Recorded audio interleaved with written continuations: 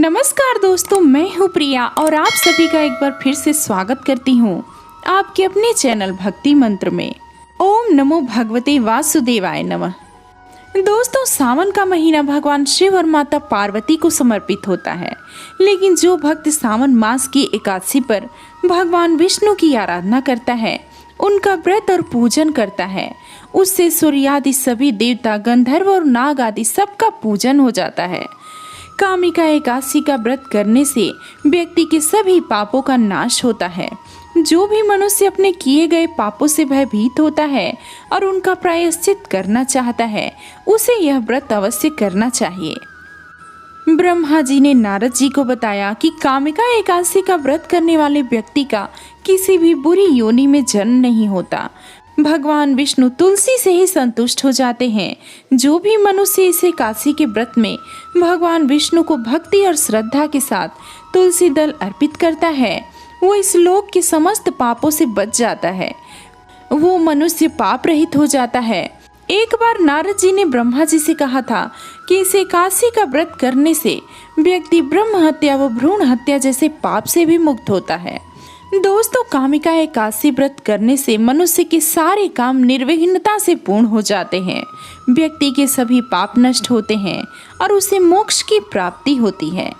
जो भी व्यक्ति कामिका एकादशी व्रत की कथा और महात्म कहता और सुनता है, उसे यज्ञ के समान पुण्य प्राप्त होता है। तो दोस्तों, चलिए जानते हैं कि कामिका एकादशी व्रत की कथा क्या है। पौराणिक कथा के अनुसार एक बार धर्मराज युधिष्ठिर ने भगवान श्री कृष्ण से श्रावण मास की कृष्ण पक्ष की एकादशी के विषय में जानने की इच्छा व्यक्त की। तब भगवान श्री कृष्ण ने उन्हें कामिका एकादशी का संपूर्ण महात्म्य, जो ब्रह्मा जी ने नारद जी से कहा था, वो कह के सुनाया। फिर श्री कृष्ण ने युधिष्ठिर को कामिका एकादशी की कथा सुनाई और कहा, हे राजन, मैं आपसे अब कामिका एकादशी की कथा कहता हूँ, आप ध्यान पूर्वक सुने। बहुत समय पहले की बात है। एक नगर में एक जमींदार रहता था। वो स्वभाव से क्रोधी और शरीर से बहुत ही बलिष्ठ था। उसके निकट ही एक ब्राह्मण रहता था। उस जमींदार की उस ब्राह्मण से बिल्कुल भी नहीं बनती थी। वो अक्सर आपस में झगड़ते रहते थे। एक दिन उनका आपस में लड़ाई झगड़ा बहुत बढ़ गया और क्रोध में आकर उस जमींदार ने उस ब्राह्मण की हत्या कर दी। जब उसका क्रोध शांत हुआ तो उसे एहसास हुआ कि उसने महापाप किया है।